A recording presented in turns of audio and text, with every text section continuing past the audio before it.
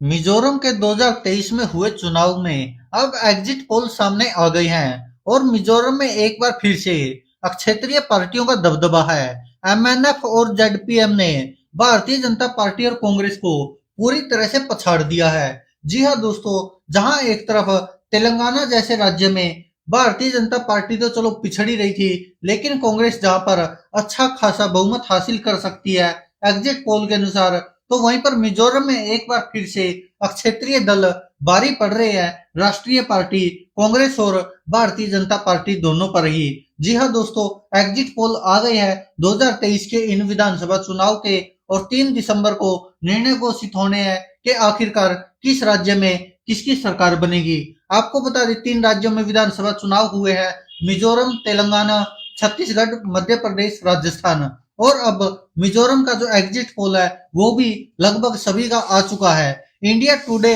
के अनुसार जो एग्जिट पोल आया है उसमें एमएनएफ को 3 से 7 सीटें दिखाई दे रही है और कांग्रेस को केवल 2 से 4 सीटें मिलती नजर आ रही है। तो वहीं पर एक बार फिर से जेडपीएम बाजी मारती नजर आ रही है और उनको 28 से 35 सीटें मिलती नजर आ रही है। और भारतीय जनता पार्टी का भी बुरा हाल है, केवल 0 से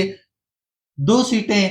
एग्जिट पोल के अनुसार मिल रही है। वहीं अगर बात करें एबीपी न्यूज के सी वोटर के अनुसार, तो यहाँ पर एमएनएफ को 15 से 21 सीटें मिलती नजर आ रही है और कांग्रेस को 2 से 8 सीटें मिलती नजर आ रही है और जेडपीएम को 12 से 18 सीटें मिलती नजर आ रही है। लेकिन अन्य और भारतीय जनता पार्टी का यहाँ पर इस एग्जिट पोल में भी बिल्कुल सुपड़ा साफ है, कोई सीट नहीं मिलती नजर आ रही है। अब बात करें टाइम्स नाउ के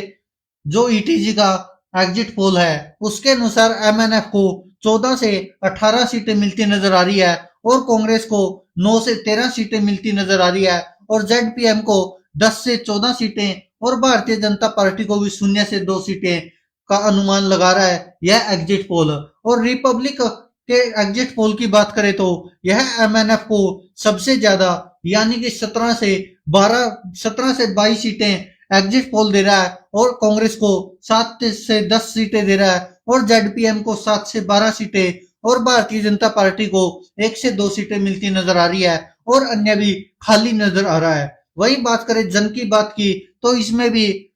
एमएनएफ को 10 से 14 सीटें मिलती नजर आ रही है और कांग्रेस को 5 से 9 सीटें मिलती नजर आ रही है और जेडपीएम को एक बार फिर से 15 से 25 सीटें मिलती नजर आ रही है और भारतीय जनता पार्टी के खाते में 0 से 2 सीटें मिलती नजर आ रही है। अब जो एग्जिट पोल हमने बताए वो चाहे इंडिया टुडे का हो, एबीपी न्यूज का हो, टाइम्स नाउ का हो, रिपब्लिक का हो, जन की बात का हो, सब में एक चीज स्पष्ट आई कि भारतीय जनता पार्टी को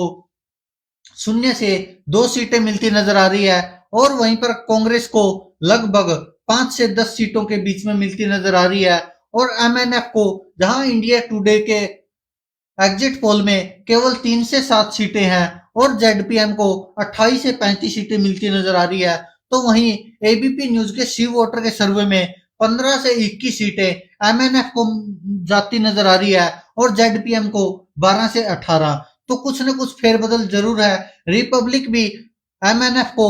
17 से 22 सीटें दे रहा है और जेडपीएम को केवल 7 से 12। तो अब देखना होगा कि आखिरकार कौन सा एग्जिट पोल सही साबित होता है या फिर सबके सब गलत साबित हो जाएंगे। लेकिन इतना तो तय कि मिजोरम में तेलंगाना की तरह रुझान बदले नहीं है। मिजोरम में एक बार फिर से क्षेत्रीय दलों का बोलबाला रहने वाला है, वो चाहे एमएनएफ हो या फिर जेडपीएम हो। कांग्रेस हालांकि 5 से 10 सीटें जरूर हासिल कर सकती है, लेकिन भारतीय जनता पार्टी का खाता खुलना मुश्किल है